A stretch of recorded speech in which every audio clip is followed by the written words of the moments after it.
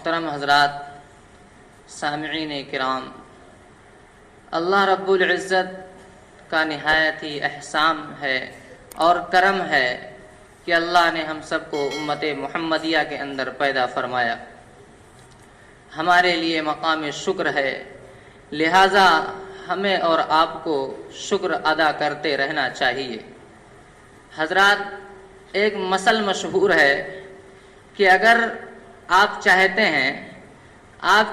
ہیں کہ جھوٹ کو جو ہے ہم سچ میں تبدیل کر دیں، تو کہا یہ جاتا ہے کہ جھوٹ کو اتنی کثرت سے بولا جائے کہ وہ سچ لگنے لگے، اور اگر چاہتے ہیں کہ سچ کو جھوٹ میں تبدیل کر دیں تو سچ کو اتنی کثرت سے بولا جائے کہ وہ جھوٹ لگنے لگے۔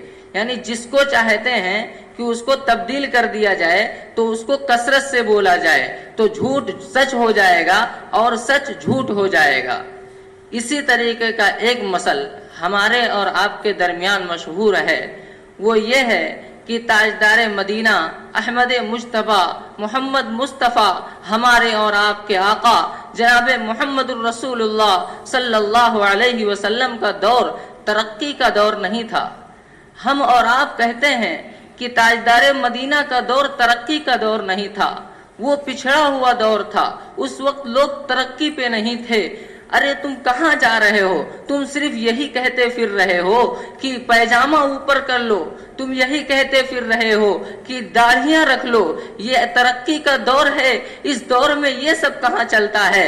تم یہی کہتے ہوئے پھر رہے ہو، اور لوگ آسمانوں کا سفر کر رہے ہیں، لوگ جہازیں بنا رہے ہیں، اور نہ جانے کہاں کہاں یہ دنیا ترقی کرتی چلی گئی ہے، اور آپ یہی کہتے پھر رہے ہیں کہ ٹخنے سے اوپر پیجامہ کر لیجئے اور داڑھی رکھ لیجئے۔ حالانکہ یہ بات ایک مسلمان کہتا ہے جو ایمان والا ہے، اس کو پتا ہے کہ امام الانبیاء صلی اللہ علیہ وسلم کوئی معمولی نبی نہیں ہے بلکہ سید الانبیاء تھے۔ ان کا ایک ایک طریقہ ترقی والا طریقہ تھا، ان کا ایک ایک پیغام ترقی والا پیغام تھا۔ آج ایک مسلمان اس چیز میں ملوث ہے کہ حضور کا دور ترقی کا دور نہیں تھا، اور وہ اس دور کو ترقی کے دور سے تعبیر کرتا ہے۔ یہ ہمارے لیے افسوس کا مقام۔ حضرات، ہر نبی کو اللہ تعالی معجزہ وہ دیتے ہیں جس کو لے کر اس امت کے لوگ دھوکے میں ہوا کرتے ہیں۔ حضرت موسیٰ علیہ السلام کے زمانے میں جادو کو لوگ بہت اہم چیز سمجھتے تھے اور بہت نایاب چیز سمجھتے تھے۔ چنانچہ اللہ تعالیٰ نے چیلنج کر دیا کہ اے فرعونیوں، لے آؤ جتنے جادوگر تم لا سکتے ہو لے آؤ۔ چنانچہ فرعون نے دنیا سے بڑے بڑے جادوگروں کو بلایا حضرت موسیٰ علیہ السلام کا مقابلہ کرنے کے لیے، لیکن اللہ رب العزت نے موسیٰ علیہ السلام کو ایک لاٹھی عطا کی تھی۔ کہا اے موسیٰ، اس لاٹھی کو زمین پر ڈال کر تو دکھاؤ۔ جیسے ہی لاٹھی کا ڈالنا ہوا کہ اس لاٹھی نے تمام کے تمام جادوگروں کی جادو کو توڑ دیا۔ تو ہمارے اور آپ کے آقا جناب محمد الرسول اللہ صلی اللہ علیہ وسلم اگلوں کے بھی نبی ہیں اور پچھلوں کے بھی نبی ہیں۔ آقا کو اللہ رب العزت نے اتنا بلند و بالا بنایا تھا کہ ہم اور آپ تصور بھی نہیں کر سکتے۔ لہٰذا اللہ کو پتا تھا کہ ایک دور آئے گا جب ہمارے نبی کے طریقے کو اور ہمارے نبی کے سنت کو پچھڑا دور کہا جائے گا، ترقی سے دور دور کہا جائے گا۔ اسی لیے اللہ نے چیلنج کر دیا کہ حضور کو معراج میں بلایا اور کہا کہ اے سائنسدانوں، جتنی ترقی کرنا ہے کر لو، جتنا میں نے تم کو عقل دیا ہے اس کے مطابق تم چلتے رہو، لیکن خدا کی قسم، میں اپنے عزت و جاہ و جلال کی قسم کھا کے کہتا ہوں، میرے نبی نے جس سواری سے سفر کیا تھا تم ویسی سواری نہیں بنا سکتے ہو۔ تم لاکھ جہاز بنا دو، تم لاکھ ٹرینیں بنا دو، لیکن میرے حبیب نے جس براق سے سفر کیا تھا اس کے رفتار کی طرح تم کوئی رفتار اس دنیا میں نہیں بنا سکتے۔ جاؤ جتنی ترقی کرنا ہے کر لو، لیکن میرے نبی کے اس ایک معجزے کو نہیں دکھا سکتے۔ اللہ کو پتا تھا کہ یہ دور آئے گا، لوگ حضور کے دور کو نکھاریں گے اور حضور کے دور کی برائیاں کریں گے۔ اسی لیے اللہ نے چیلنج کر دیا کہ لے آؤ جتنی سواریاں بنا سکتے ہو بنا دو، ایک براق کی طرح سواری بنا کے دکھا دو۔ लोग आसमानों का सफर करते हैं, आका ने सिर्फ एक आसमान का नहीं, दो का नहीं, सातों आसमानों के परे का सफर किया। लेकिन आदमी हैरत करते हैं आज के साइंसदां कि हम वैसी तरक्की नहीं कर सकते। एक साइंसदां खुद गवाही देता है कि जिस तरीके पर मोहम्मद रसूलुल्लाह थे हम उस तरक्की पर नहीं पहुंच सकते। और आज हम और आप इस गुमराही में हैं कि हमारे आका का दौर तरक्की का दौर नहीं था। लोग कहते हैं कि दुनिया चांद पर पहुंच रही है और तुम यही करते फिर रहे हो, तो आपको पता होना चाहिए कि जिस चांद पे वो दुनिया सफर कर रही है, हमारे हबीब ने उसी चांद को इशारा करके दो टुकड़े करके जमीन पर गिरा दिया। हमें सोचना चाहिए कि इस दौर को हम तरक्की का दौर कहते हैं। वो हमारे नबी इतनी तरक्की पर थे कि एक इशारे में चांद को दो टुकड़े कर देते थे। आज के साइंसदां कर पाएंगे ऐसा, आज के अक्लमंद और आज के दानिशमंद बिल्कुल नहीं कर सकते थे। लिहाजा हमें और आपको इससे शक में मुब्तला नहीं होना चाहिए, एहसास कमतरी में नहीं जाना चाहिए कि हमारे और आपके रसूल का दौर तरक्की का दौर नहीं था, बल्कि हकीकत में तरक्की का दौर वही था। आज कहा जाता है कि साइंस बहुत आगे निकल चुका है, डॉक्टर बहुत आगे निकल चुके हैं, किस तरीके से ऑपरेशन कर देते हैं, सारी नसों को बाहर निकाल देते हैं, सारी हड्डियों को निकाल देते हैं, उसके बाद जोड़ दिया करते हैं। कैसी कैसी टूटी हुई हड्डियां डॉक्टर जोड़ दिया करते हैं। लेकिन शायद कि हजरात हमने ये नहीं पढ़ा कि अल्लाह ने इस पर भी चैलेंज कर दिया और कहा कि ए जिब्राइल जाओ, और जिब्राइल से हमारे आका का ऑपरेशन करवाया। लिहाजा आपने पढ़ा होगा या किसी आलिम से सुना होगा कि अल्लाह ने हजरत जिब्राइल से हमारे आका का ऑपरेशन करवाया। हमारे आका का सीना चाक किया जा रहा है और दिल को निकाला जा रहा है, और निकालने के बाद जन्नत के बर्तन से धुला जा रहा है। ना वहां कोई ऑक्सीजन है, ना कोई इंजेक्शन है, ना कोई सुन किया जा रहा है। जिस तरह के आज के चीजें पाई जाती हैं वो कोई भी चीज मौजूद नहीं थी। लेकिन मेरे अल्लाह ने, मेरे रब्बुल इज्जत ने चैलेंज कर दिया इन साइंसदानों को, आज के तरक्की याफ्ता लोगों को, कि लाओ एक तरीका हमारे नबी का दिखा दो, इस तरीके का जो जिब्राइल से ऑपरेशन करवा रहे हैं और सीने को चाक किया जा रहा है, दिल को निकाला जा रहा है, और निकालने के बाद जन्नत के बर्तन से उसको धुला जा रहा है, और धुलने के बाद फिर उसको उसी जगह पर फिट किया जा रहा है। आज जब ऑपरेशन होता है तो टाके का निशान दिखाई देता है, लेकिन कमाल जाइए अल्लाह रब्बुल इज्जत की जात पर कि एक भी टाका या एक भी निशान मौजूद नहीं था। ऐसा ऑपरेशन करवाया था अल्लाह रब्बुल इज्जत ने हमारे और आपके आका जनाब मोहम्मद रसूलुल्लाह सल्लल्लाहु अलैहि वसल्लम का। वो तरक्की का दौर था, वो तरक्की थी। आज की ये तरक्की उस तरक्की के सामने हेच है। आज के तमाम डॉक्टर इस बात पर पहुंचे हैं कि जब बच्चा पैदा होता है अगर उसको फौरन नहला दिया जाए तो उसको बीमारी हो सकती है, उसको निमोनिया हो जाएगा, सर्दी जुकाम बुखार जैसी बीमारियों में मुब्तला हो जाएगा। लेकिन हमारे आका का फरमान पढ़िए, इमामुल अंबिया का फरमान पढ़िए। इमामुल अंबिया ने कहा कि बच्चा जैसे ही पैदा हो सबसे पहला काम है कि उसको नहलाना, सबसे पहले उसको नहलाया जाए। लेकिन आज हमने इन सुन्नतों को छोड़ दिया, हमने इन तरीकों को छोड़ दिया और हम इन्हीं नए लोगों की इत्तिबा करते हुए चल रहे हैं। इसी वजह से हम घाटे और खसारे के अंदर मुब्तला हैं। अल्लाह के हबीब ने फरमाया कि पहला काम है कि उसको नहलाना, लेकिन डॉक्टर ऐसा नहीं करते हैं। आप चले जाइए, बहुत सारे हॉस्पिटल का सफर कीजिए, पैदा होते ही कोई डॉक्टर बच्चे को नहीं नहलाता है, बल्कि किसी क्रीम वगैरह से पोंछ देते हैं, या तेल वगैरह से, या केमिकल वगैरह जो भी होती है उनसे पोंछ के बच्चे को रख देते हैं। एक नौजवान था, उसने ये बयान हमारे शेख हजरत से सुना था। शेख ने ये बयान फरमाया और उस आदमी ने इस बयान को सुना और ये बयान उसके ऊपर असर कर गया। वो गया अपने घर और पता चला कि बच्चे की विलादत होने वाली है। वो अपने बीवी को लेकर हॉस्पिटल पहुंचा और वहां पे बच्चे की विलादत हुई। जब बच्चे की विलादत हो गई तो नौजवान डॉक्टर साहब के पास जाता है और कहता है कि डॉक्टर साहब, हमारा बच्चा पैदा हो चुका है, आपने इसको नहलाया कि नहीं नहलाया? डॉक्टर आंख बगोला हो गया, आंख लाल पीली कर ली कि कहने लगा कि तुम मुसलमान इसी वजह से इतने पीछे हो, तुमको पता नहीं है, कुछ पढ़ते लिखते हो नहीं और आ जाते हो डॉक्टरों से बहस करने के लिए। अगर नहला देंगे तो बच्चा बीमार नहीं पड़ जाएगा? अरे वो अपनी आंख सांस भी तोड़ सकता है।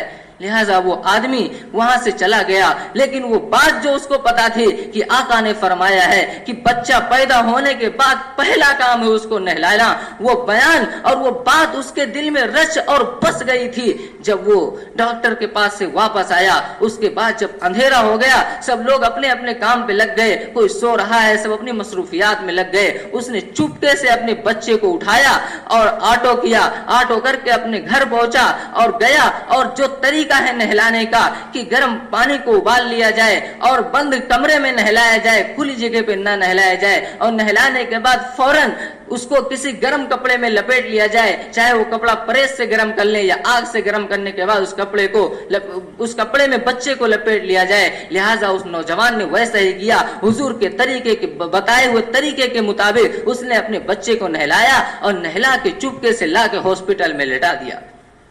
صبح جب ڈاکٹر ڈیوٹی پہ آتے ہیں اور گشت کرتے ہیں، تمام بچوں کو چیک کرتے ہیں، اس کے بعد اس نوجوان کو بھی بلاتے ہیں، کہتے ہیں وہ نوجوان جب وہاں جاتا ہے تو راستے میں سوچتا ہے لگتا ہے کچھ گڑبڑ ہو گئی ہے، لگتا ہے میرے بچے کو کوئی مصیبت آ گئی ہے، اسی وجہ سے ڈاکٹر نے مجھ کو بلایا ہے، لیکن مصیبت آتی ہے آتی رہے، مجھے کوئی پرواہ نہیں ہے، میرا بچہ ہے مرتا ہے تو مر جائے، مجھے کوئی پرواہ نہیں ہے، کیونکہ میں نے اپنے حبیب کے سنت کو زندہ کیا ہے، اپنے حبیب کے طریقے پر اس کو نہلایا ہے، اگر وہ مرتا ہے تو مر جائے، کم سے کم میرے حبیب کے طریقے پر تو مرے گا۔ لہٰذا ڈاکٹر کہتا ہے کہ آپ کو مبارک ہو، اس ہاسپٹل میں جتنے بچے پیدا ہوئے ہیں سب سے زیادہ صحت مند اور تندرست بچہ آپ کا ہے۔ اس نوجوان نے ایک آہ کی سانس بھری اور اللہ کا شکر ادا کیا، اور اس نے کہا ڈاکٹر صاحب آپ تو کہتے تھے کہ نہلانے سے جو ہے بچے کو بیماریاں آتی ہے، لیکن دیکھیے میرے نبی کے طریقے کو، میرے نبی نے کہا تھا کہ بچہ پیدا ہوتے اس کو نہلاؤ، اور میں نے اپنے نبی کے طریقے پر اس بچے کو نہلایا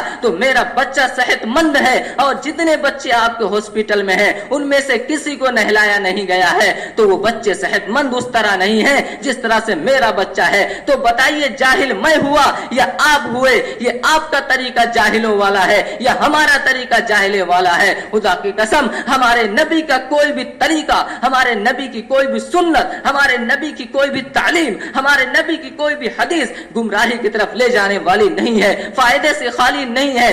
آپ اس پر عمل کریں گے آپ کو فائدہ ملے گا، اگر آپ اس کو دھتکاریں گے تو دنیا بھر کی تباہیاں آپ کی دہلیز پر آئیں گی، اور آپ حیرانیت کے سمندر میں غرق اور سرگرداں اور پریشان رہیں گے کہ یہ کس مصیبت نے ہمارے گھر میں جنم لے لیا ہے۔ لہٰذا ترقی کا دور وہ تھا کہ دیکھیے کس طریقے سے رسول اللہ کے سنت پہ اس نے عمل کیا، اور اس کا بچہ تمام ہاسپٹل کے بچوں سے زیادہ صحت یاب اور تندرست نظر آ رہا ہے، اور ہم کہتے پھر رہے ہیں کہ ترقی کا دور یہ ہے۔ یہ صرف ہمارے آقا کی بات نہیں ہوئی، اگر آپ صحابہ کی ترقی کو دیکھیں گے تو صحابی کا انتقال ہوتا ہے، آسمان سے فرشتے اترتے ہیں ان کے جنازے پڑھنے کے لیے، ان کے جنازے میں شرکت ہونے کے لیے۔ ایک ایک صحابی کا وہ مقام تھا، ایک ایک صحابی اتنے طریقے پر اس ترقی پر پہنچے ہوئے تھے۔ حضرت سیدنا عمر بن خطاب رضی اللہ تعالیٰ عنہ کی ترقی دیکھیے، ویسے تو ہر صحابی ترقی پہ تھا، لیکن سیدنا عمر فاروق کی ترقی دیکھیے کہ مکے میں زلزلہ آیا اور پیر مارا، کہا تھم جاؤ، تھم جاتی ہے، یہ حضرت فاروق کی ترقی تھی۔ آگ لگا ہوا ہے، بجھ نہیں رہا ہے، آگ بھڑک رہا ہے، اگر لوگوں سے کہا جائے تو آج کی ترقی جو ہے وہ لے جا کے دمکل اور پانی ماریں گے، لیکن سیدنا عمر بن خطاب کی ترقی دیکھیے کہ اشارہ کیا اور جو ہے چادر کو اپنے بھیجا، آگ بجھ جا، بجھ گئی۔ آج کی ترقی ایسا نہیں کر سکتی ہے، وہ اصل ترقی پر تھے۔ اس ترقی پر پہنچنے کے لیے محنت اور مجاہدات کی ضرورت ہے، جب تک ہم محنت اور مجاہدات نہیں پیدا کریں گے، وہ اتباع سنت اپنے اندر پیدا نہیں کریں گے، ہم اس ترقی پر نہیں پہنچ سکتے ہیں۔ یہ جو کرامت کی ترقی کا واقعہ ہے کہ زمین میں تیل ایک بڑھیا کا گر گیا، حضرت عمر بن خطاب نے زمین کو حکم دیا اور زمین نے تیل کو نکال دیا، یہ ترقی تھی حضرت عمر بن خطاب کی، سنت نبویہ میں غرق ہونے کی، سنت نبویہ میں ڈوب جانے کی، نبی کے ساتھ چمٹ جانے والی یہ ترقی تھی۔ اگر ہم اور آپ بھی اگر اس ترقی میں ڈوب جائیں تو ہمارا بھی حکم چرند و پرند ماننے لگیں گے۔ شیخ سعدی رحمۃ اللہ علیہ نے اپنی کتاب، ایک فارسی کی کتاب ہے گلستان، اس کے اندر انہوں نے ایک واقعہ لکھا کہ ایک بزرگ ایک شیر کے اوپر بیٹھ کے آ رہے تھے، تو حضرت شیخ سعدی نے جب ان کو دیکھا کہ یہ شیر کے اوپر بیٹھ کے آ رہے ہیں تو حضرت شیخ سعدی ڈر گئے اور ڈر کے بھاگنے لگے۔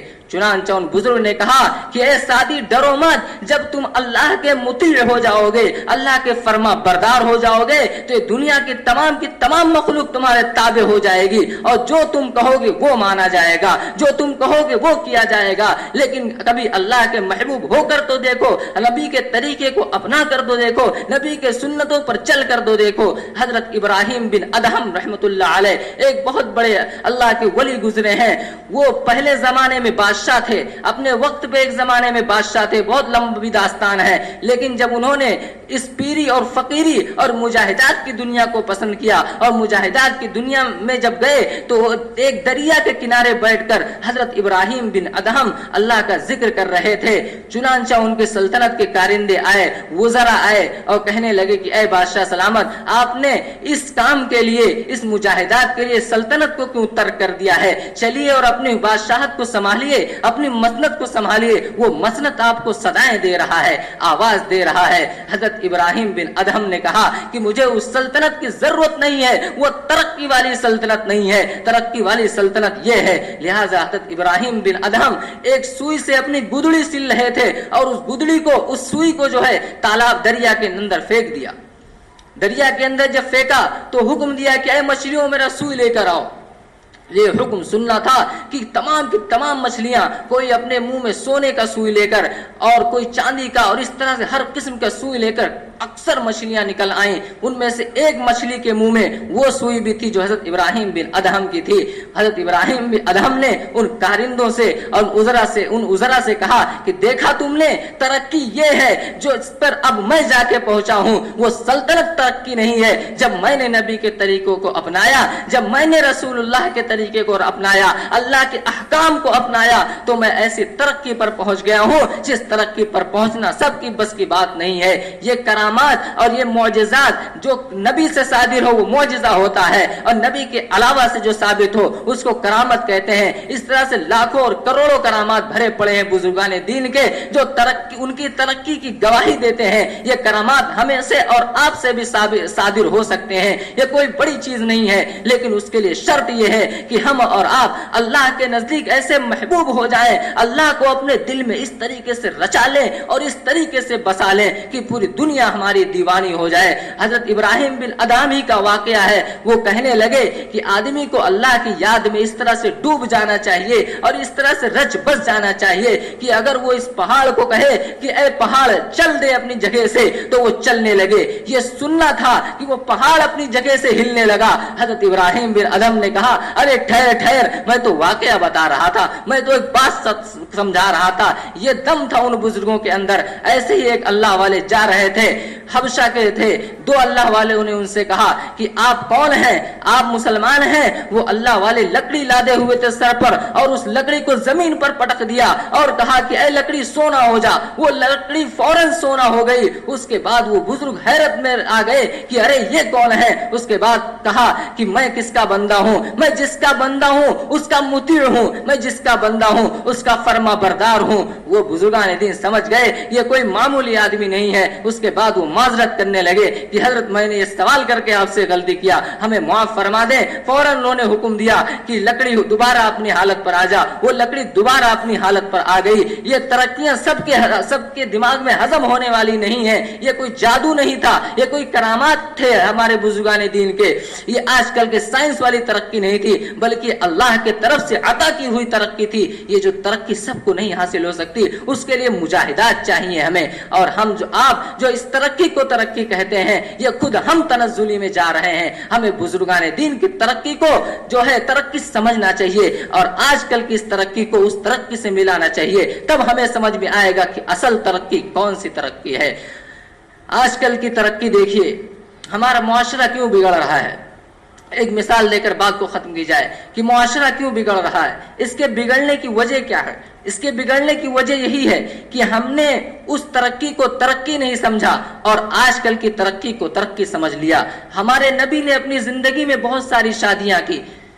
हजरत रुकैया की शादी की, हजरत उम्मे कुलसूम की शादियां की, حضرت فاطمہ کی شادی کی, حضرت زینب کی شادی کی اور بہت سارے صحابہ کی شادی کروائی. وہ ایسی شادیاں تھیں کہ اس شادی پر فرشتے رش کرتے تھے, لوگ قربان ہو جاتے تھے ان شادیوں پر. لیکن آج ہم اپنی شادیاں دیکھ لیں کہ آج ہماری شادیاں کیسی ہیں. اگر ایک شخص سنت کے مطابق شادی کرنا چاہتا ہے اس دور کے اندر تو لوگ اس کو ذلیل و خوار سمجھتے ہیں معاشرے کے اندر. یہ تم کس زمانے کی شادی کرنے جا رہے ہو, یہ اس زمانے کی شادیاں ہیں, ایسی شادی کیوں کر رہے ہو. لوگ ترقی یافتہ شادی کو تلاش کرتے ہیں, حالانکہ ہمارے نبی کے طریقے میں ایسی شادیاں نہیں تھی. ہمارے نبی چاہتے تھے کہ میرا ایک ایک بندہ اس ترقی پر پہنچ جائے جہاں پہ پہنچنا سب کے لیے ناممکن ہو. لہذا ایک واقعہ ہے کہ ایک صحابی اللہ کے رسول کے پاس آتے ہیں اور کہتے ہیں کہ اے اللہ کے رسول مجھے کچھ عطا کر دیجئے, میں بہت پریشان ہوں. اللہ کے رسول نے کہا کہ ٹھیک ہے. ایک کلہاڑی آپ نے منگوایا اور وہ کلہاڑی ان صحابی کو دے دیا اور کہا کہ اور بیٹ منگوا کے اپنے ہاتھ سے حضور نے اس میں بیٹ ٹھوکا اور کہا کہ جاؤ جنگل میں لکڑیاں کاٹو اور بازار کے اندر فروخت کرو اور جو قیمت تمہیں اس سے موصول ہو حاصل ہو اس قیمت سے اپنے گھر کا خرچہ چلاؤ. صحابی جاتے ہیں اور ایسے ہی کرتے ہیں. دھیرے دھیرے لکڑیاں بیچتے بیچتے خوب رقم ان کے ہاتھ آتی ہے. گھر کا خرچہ بھی چل رہا ہے, پڑوسیوں کا بھی خرچہ چل رہا ہے, پیسے بچ بھی رہے ہیں. ایک دن صاف ستھرا کپڑا پہن کر دربار نبوی میں شرکت کرتے ہیں. اللہ کے رسول نے جب ان کو دیکھا تو کہا ارے میاں ادھر آؤ. ان کو بلایا اور کہا کہ کیا حال ہے. انہوں نے کہا اللہ کے رسول مزے کے مزے ہیں, آپ نے جو طریقہ بتلایا تھا کیا خوب طریقہ تھا, میں مالا مال ہو گیا. اللہ کے رسول نے کہا کہ اگر میں جس وقت تم نے مانگا تھا اگر میں اس وقت تم کو کچھ پیسے دے دیتا تو تم گھر جاتے کھاتے ختم ہو جاتا, پھر آتے پھر دیتا پھر کھاتے پھر ختم ہو جاتا. اس طرح سے میں دیتا رہتا اور تم ختم کرتے رہتے. وہ صحابی نے آہ بھری اور کہا اے اللہ کے رسول آپ نے مجھے عزت کے ساتھ جینا سکھا دیا. اللہ کے رسول نے منع فرمایا ہے کہ السوال ذل, حدیث میں آتا ہے کہ السوال ذل, مانگنا بری چیز ہے. مانگنے سے منع فرمایا ہے کہ اس طرح سے ہاتھ مت پھیلاؤ. لیکن آج ہماری شادیوں میں یہ مانگے اس طریقے سے آ گئی ہیں, اس طریقے سے آ گئی ہیں کہ آپ تصور نہیں کر سکتے ہیں. ایک گلی کا فقیر اگر کچھ مانگنے کے لیے جاتا ہے تو ایک چھوٹا سا کٹورا لے کر جاتا ہے, لیکن آج ہم جب مانگنے کے لیے جاتے ہیں تو بسیں اور ٹرکیں لے کر جاتے ہیں. پوچھا گیا کہ یہ بس اور ٹرک شادی کے اندر کیوں لے کر جاتے ہو, کہنے لگے کہ جو ہے کچھ سامان آدمی اس میں بیٹھ جائیں گے اور جو سامان بچے گا وہ اس بس کے اوپر رکھ کے آ جائے گا. یہ ترقی کا دور ہے. ترقی کے دور اس کو کہتے ہیں کہ اس طریقے سے پریشان کیا جائے اور اس طریقے سے سوال کیا جائے. سامان مانگنا تو دور کی بات, کھانا تک مانگا جا رہا ہے آج کل.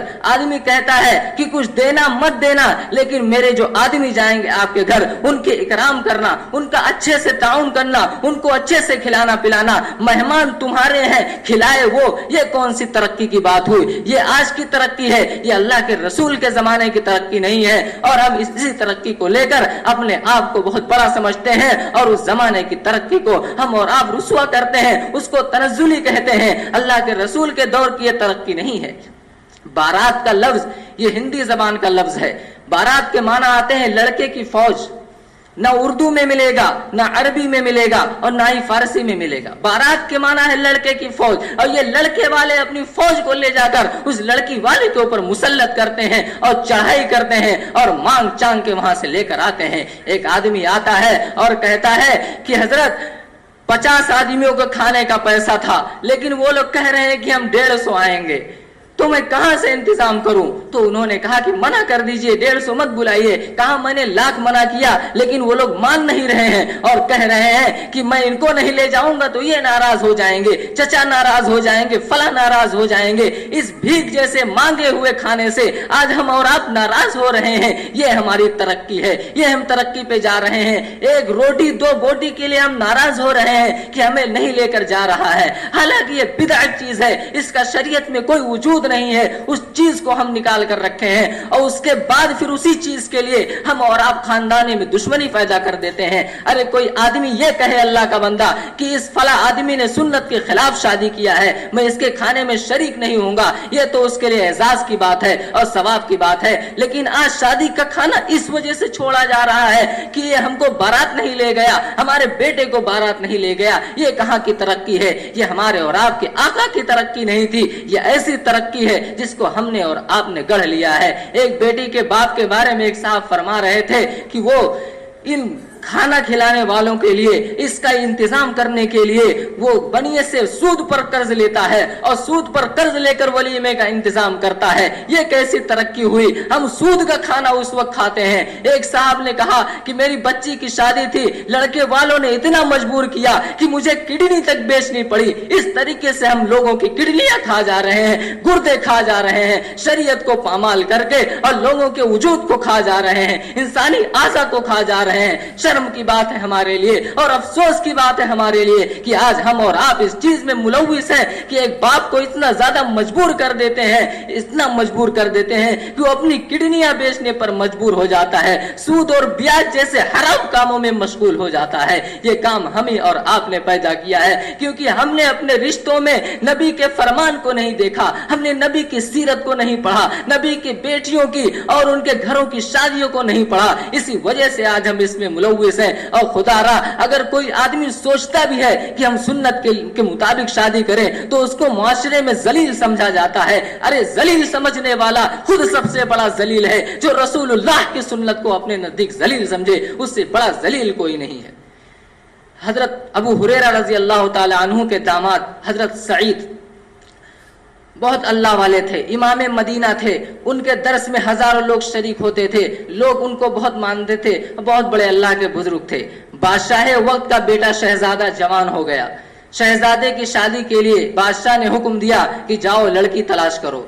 جب لوگ لڑکی تلاش کرنے کے لیے گئے، بہت لڑکیاں تلاش کی گئیں، تو ایک صاحب نے کہا کہ حضرت سعید جو ہیں امام مدینہ، ان کی بیٹی نہایت ہی خوبصورت ہے اور ایک امام کی بیٹی ہے، کیا تہذیب ہوگی اس کی، کیا تمدن ہوگی اس کی، کیا سکھایا ہوگا حضرت سعید نے ان کو۔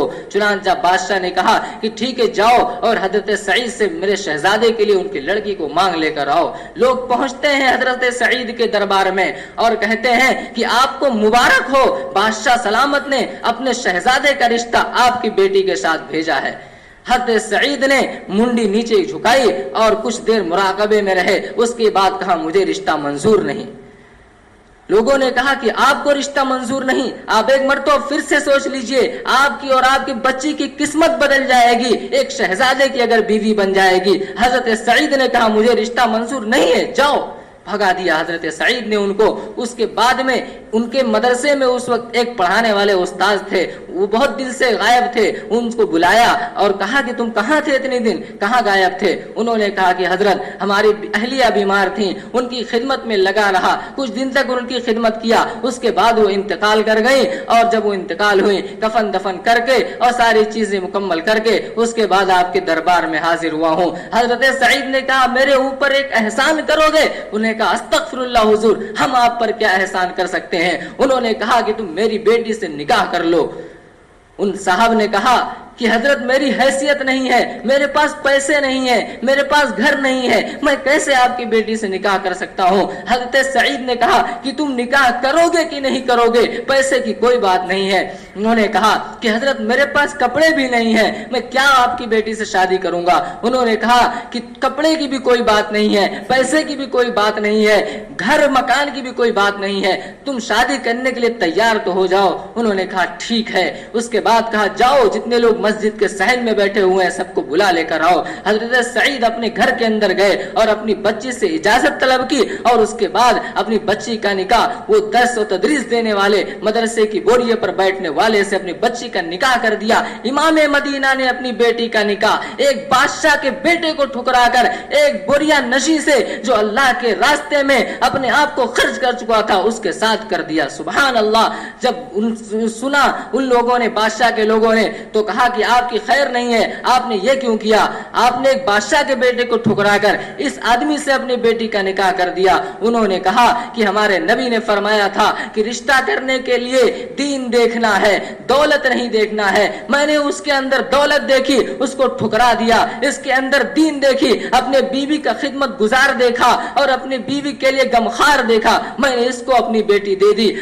میں نے اپنے نبی کے فرمان پر، اپنے نبی کے طریقے پر اور اپنے نبی کے بتائی ہوئی اس ترقی پر عمل کیا ہے، لہذا مجھے اس بات کا کوئی غم نہیں ہے کہ بادشاہ مجھے رکھے یا پھانسی دے دے، چاہے میری اس بات کو بادشاہ گستاخی سمجھے، لیکن میں اپنے نبی کے اور اپنے حبیب کے سنت کو کبھی چھوڑ نہیں سکتا ہوں۔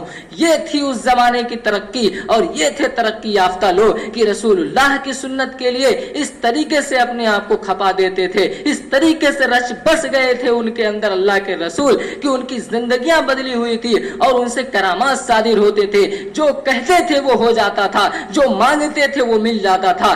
ہمیں بھی ایسا مل سکتا ہے، لیکن اس کے لیے شرط یہ ہے کہ ہم اللہ اور اس کے رسول کے اس زمانے کی ترقی کو ترقی سمجھیں، اور اس زمانے کی ترقی عارضی ترقی ہے، آج ہے کل نہیں ہے، لیکن کم سے کم یہ کہنا ہمارے لیے کہ یہ کس پرانے زمانے کی بات کر رہے ہو، کس زمانے کی بات کر رہے ہو، ہمارے پاس ایک بچی ہے اور اس بچی کی شادی میں اس زمانے کی ترقی کے حساب سے کروں، یہ نہایت ہی غلط بات ہے۔ خدا را ہمارے نبی کا ایک ایک طریقہ ترقی یافتہ طریقہ ہے۔ آج تک کے سائنسداں جتنے بھی گزرے ہیں، کسی نے ہمارے نبی کے ایک ایک اصول اور ایک ایک سنت پر ایک انگلی تک نہیں اٹھا پائے ہیں کہ اللہ کے نبی نے جو چیزیں اور جو مصلحتیں بیان فرمائی ہیں وہ ایک بھی کسی مصلحت اور کسی فائدے سے خالی ہو۔ ڈاکٹر حضرات سے اور سائنسدانوں سے آپ پتہ کر لیجئے گا کہ نماز کے اندر ہم جتنے ارکان ادا کرتے ہیں، جس طریقے سے ہم ہاتھ رکھتے ہیں، جس طریقے سے پیر رکھتے ہیں، جس طریقے سے رکوع کرتے ہیں، جس طریقے سے سجدے کرتے ہیں، اس میں کیا کیا فوائدے ہیں، یہ ہمارے نبی کا طریقہ ہے۔ اس میں بہت زیادہ فائدے میں جو ہے پوشیدہ ہیں، آپ پتہ کیجئے اور مطالعہ کیجئے، اور اس ترقی کو ہمیں ترقی ماننا چاہیے اور رسول کے طریقے پر ہمیں چلنا چاہیے۔ اللہ تعالی ہمیں اور آپ کو بدعت و خرافات سے حفاظت فرمائے اور نبی کے طریقے پر زندگی گزارنے کی توفیق عطا فرمائے۔ آمین وما علینا الا البلاغ۔